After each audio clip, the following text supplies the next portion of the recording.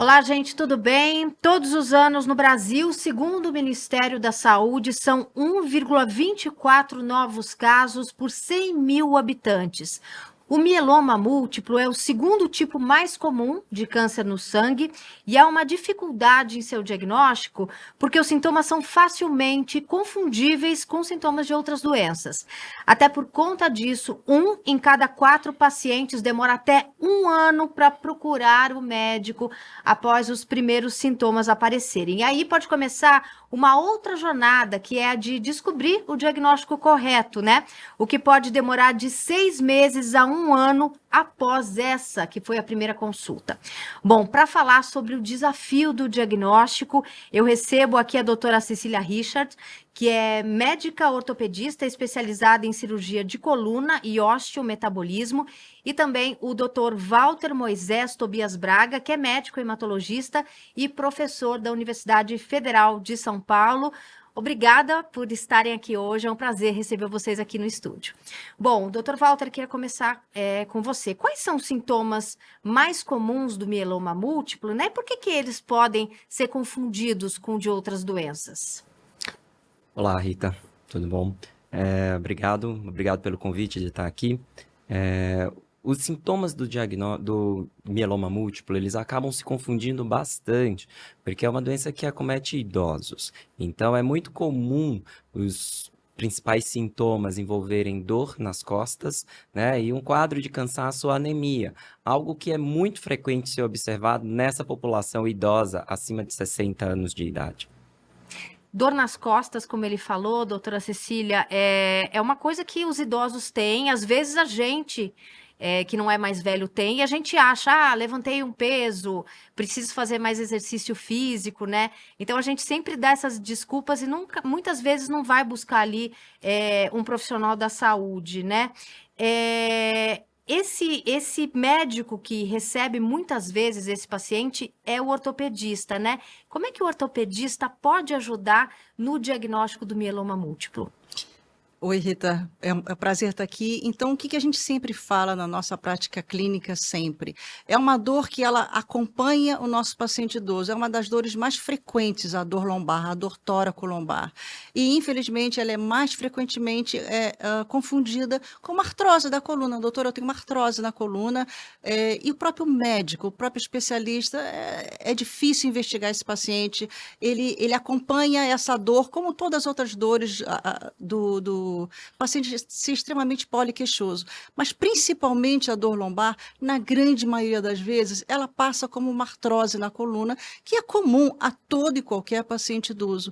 Então, cabe a nós investigar um pouco mais, através de algum exame, seja clínico, seja de imagem, dar um pouquinho mais de atenção naquela queixa tão comum que passa desapercebido, sim, entre nós. E qual é esse momento em que você pode pedir para esse paciente que te procurar um hematologista?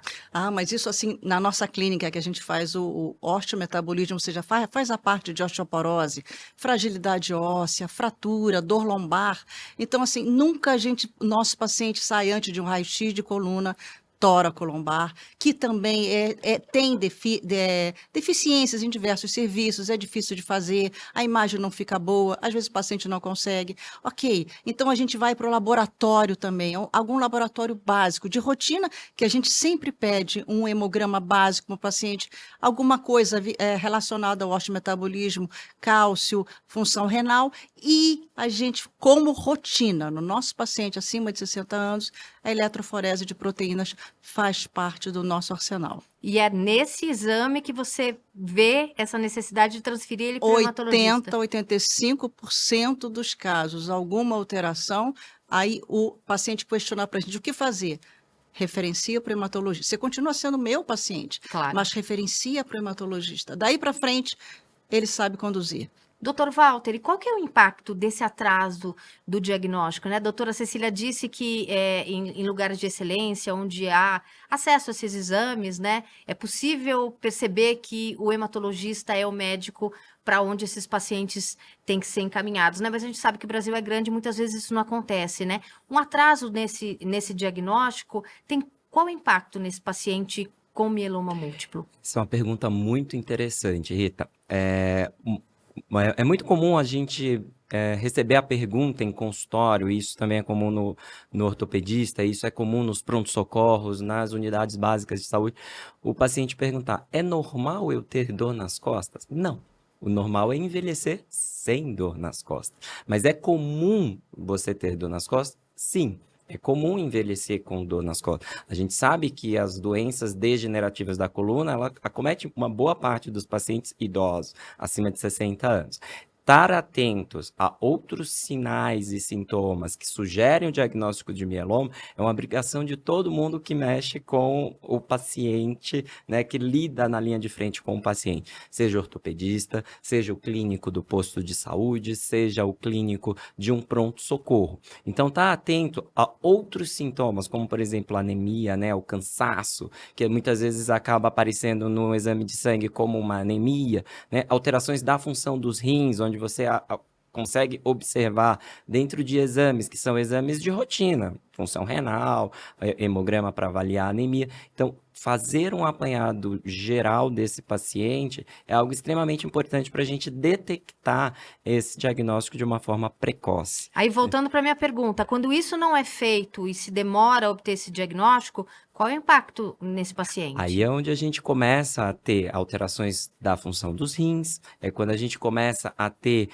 riscos de fraturas, né? E o indivíduo começa a ter fraturas que levam a uma incapacidade da sua função de ir à farmácia, de ir ao supermercado. Então, isso tem um grande impacto, porque quanto mais tempo isso passa, maior é o risco desse paciente vir a necessitar fazer uma hemodiálise, fazer um diagnóstico muito tardio, com fraturas incapacitantes. Então, esse diagnóstico, a realização de uma eletroforese, ela nos permite, às vezes, fazer o diagnóstico de uma etapa pré-clínica do mieloma múltiplo, que a gente dá o nome de gamopatia monoclonal de significado indeterminado, que é o momento em que o indivíduo tem uma alteração de um exame de sangue, mas ele ainda não tem a doença em si. Então, nós temos tempo para evitar que ele desenvolva esses sintomas ou essas incapacidades que o mieloma pode gerar, principalmente no que tange as fraturas ósseas. Pegando esse gancho, então não é só o ortopedista, às vezes é o clínico geral no posto de saúde, né, doutora Cecília, que pode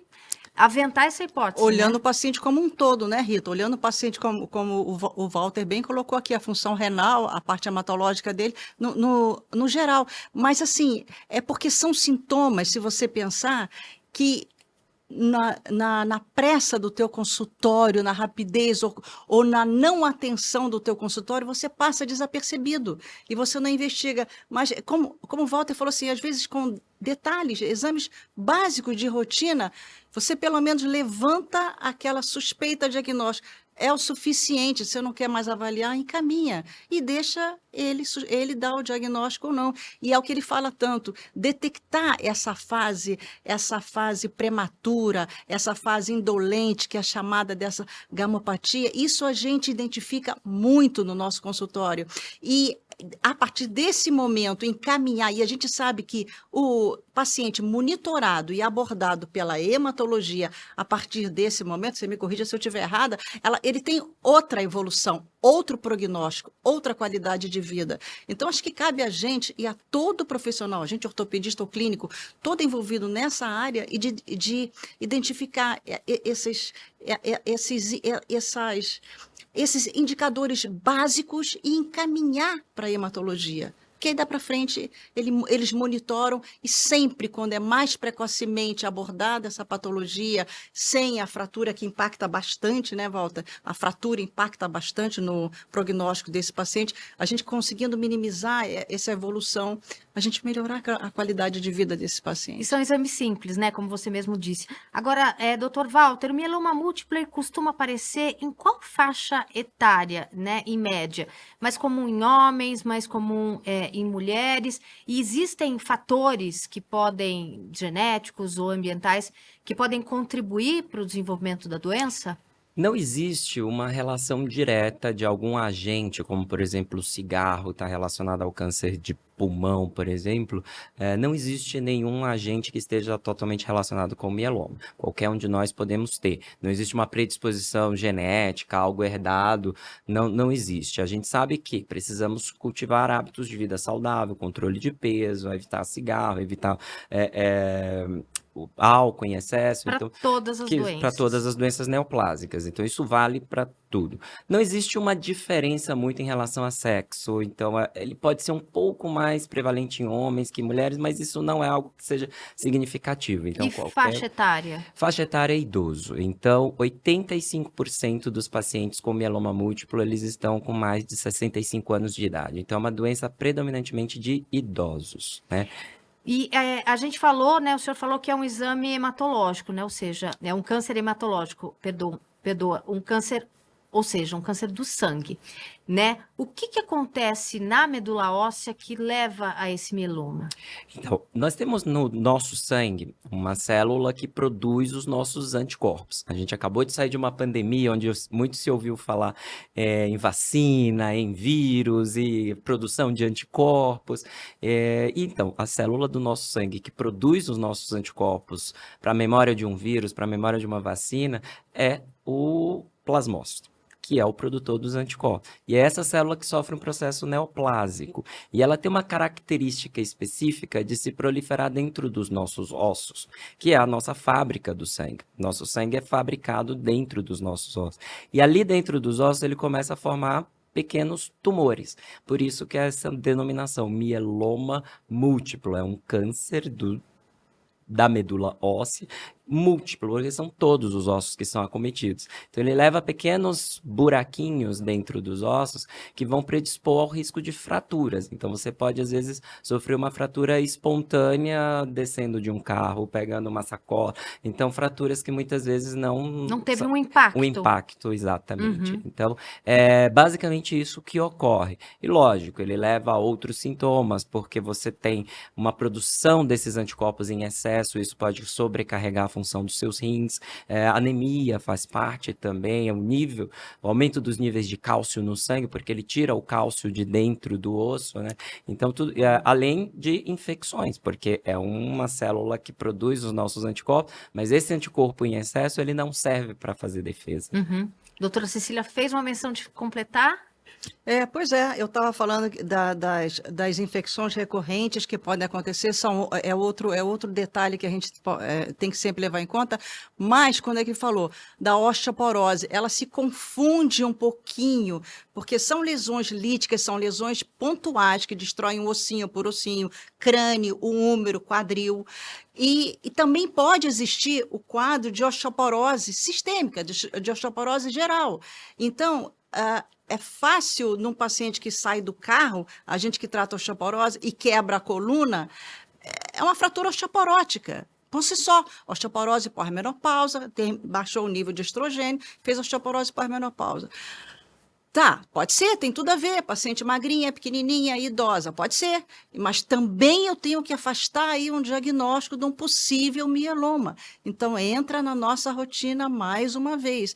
A osteoporose, é velhinho, tem osteoporose, é idoso, tem osteoporose, mas também pode ter uma outra patologia associada, porque convivem. Não convivem, a osteoporose convive. Sim, é muito comum. Né? É muito comum. Então, assim... É comum, mas não é normal, né? Essa colocação tua que eu achei foi excelente. Excelente que ele falou. A gente falou, vocês comentaram, né, dessa necessidade de olhar para esse paciente e pedir alguns exames quando ele aparece no consultório do ortopedista, por exemplo, mas eu queria saber sobre exames de rotina, né?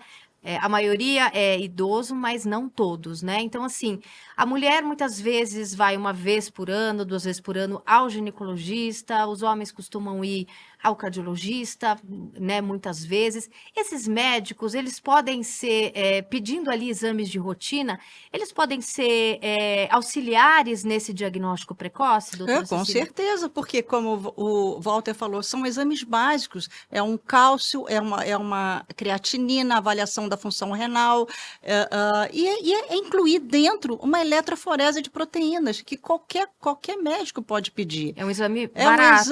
um exame barato, Custa acessível. 30, 40 reais. Não é aquele exame que o plano de saúde... Tem Que a pedir gente uma tem que autorização. pensar nisso também para Aham. poder Uhum. divulgar. Então, é um exame acessível, barato, e segundo o Walter, ele me confirmou hoje, em torno de 85% Sim. de diagnóstico positivo, caso tiver positivo, para a paciente. Ou seja, com certeza você filtra um grande número de pacientes nessas condições. Quando Então, ele então vale a pena, quando a gente for fazer o check-up, dar um toque no médico, né? Pede Sim. eletroforese para mim. Com certeza, Uhum. com certeza. Colocar a eletroforese como um exame dentro do check-up é algo fundamental para a gente poder detectar e poder fazer esse diagnóstico de uma maneira muito precoce. Bom, agora quais são os exames que confirmam realmente é mieloma, doutor?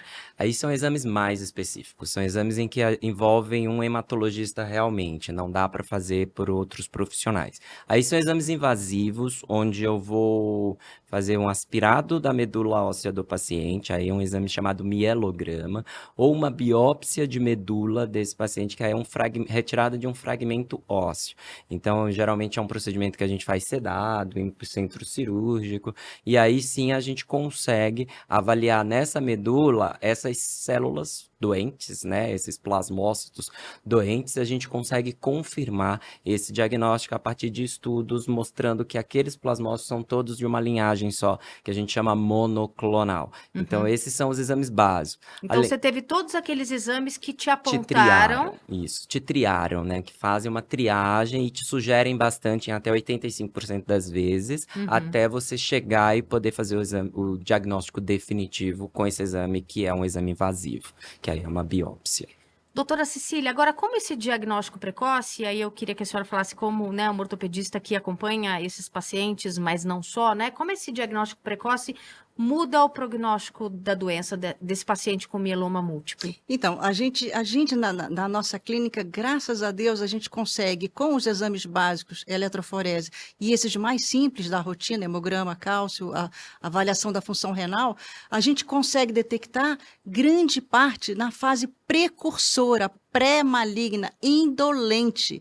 Não que a gente fique com esse paciente, a gente encaminha esse paciente para a hematologia, mas são pacientes que a gente acompanha 2, 3, 4, junto com o hematologista, paciente nosso e do hematologista, nosso por outra razão que seja, e ele continua nessa fase indolente, porque ela pode progredir para mieloma em torno de 1% ao ano. Ao ano, 1% Em torno de 1% ao ano.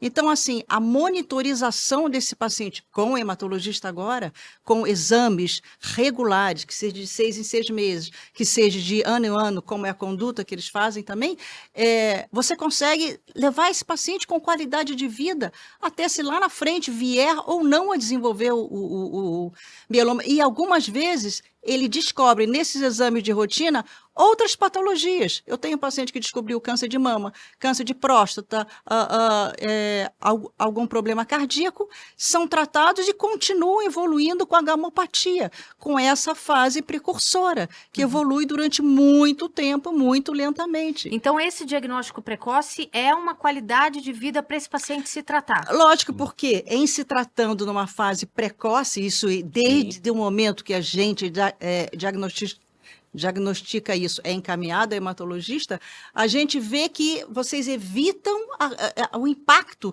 de uma fratura, de dor, de algum comprometimento mais grave lá na frente, diminui, minimiza, desde o momento que eles são abordados precocemente.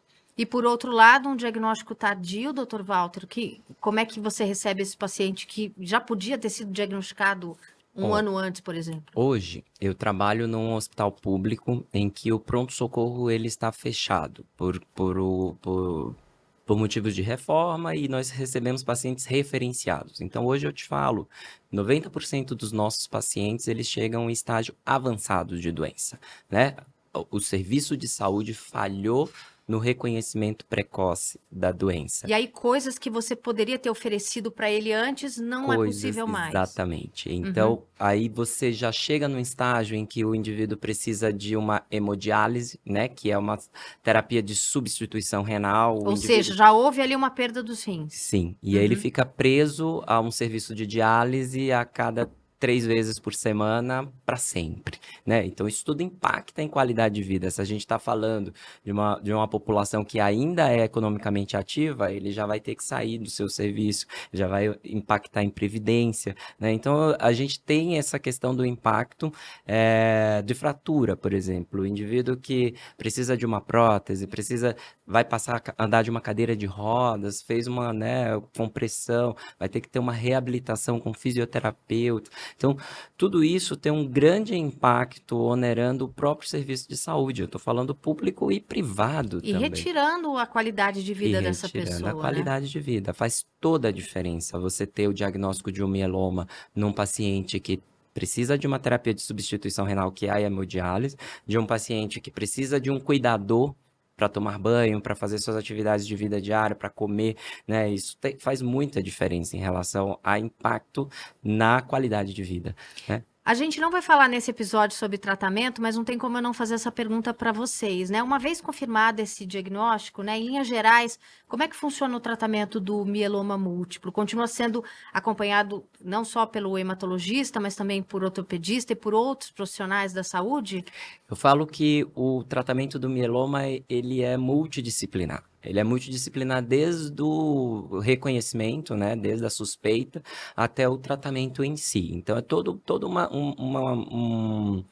uma equipe está envolvida no acolhimento, no acompanhamento desse paciente. Muitas vezes é o ortopedista quem chega primeiro, com uma necessidade de uma cirurgia, de uma estabilização de fratura, né? Então, muitas vezes é o ortopedista quem nos chama, né? Mas muitas vezes somos nós quem chamamos o ortopedista para que nos ajude em relação ao risco de fratura, evitar esse risco. Então, é algo que é bastante interligado, essa interdisciplinaridade, né? Mas o tratamento hoje, nós vivemos os últimos 5, 8 anos no tratamento do mieloma, nós conseguimos praticamente deixar essa doença estacionada. O que é uma ótima O que notícia. é uma ótima notícia. A gente não cura. Infelizmente, a gente ainda está lidando com uma doença que não tem o status de cura, mas tem profundas respostas. Então, a gente costuma dizer para o paciente, a doença vai ficar quieta ali no canto, quem vai se preocupar com ela somos nós, médicos, né? Então, hoje nós, nos últimos 5 a 10 anos, nós tivemos, assim, grandes avanços no tratamento dessa doença, o que tem impactado bastante no que a gente chama de tempo de vida, né? Os pacientes hoje vivem com mieloma e vivem com qualidade por muito, muito tempo, sem que a doença lhe traga nenhum prejuízo. Bom, a gente já está encerrando aqui, o tempo já passou. Eu queria pedir as considerações finais para a doutora Cecília. Então, o que eu queria deixar claro aqui, o que a gente tem tentado sempre em todos os eventos, deixar claro que ele tem que fazer parte da rotina os exames básicos, incluindo eletroforese, cálcio, creatinina, VHS, hemograma. Esses exames básicos têm que fazer parte da rotina da maior parte de clínicos, de especialistas em geral, porque aí você consegue captar esse paciente, que às vezes é assintomático. Então, talvez seja um pouco mais fácil você, com um olhar mais aberto, identificar aquele paciente ou perceber aquele paciente que já te vem com uma dor lombar, que é um dos sintomas mais frequentes. Mas e aquele paciente que não vem com dor lombar? E como é que você consegue suspeitar?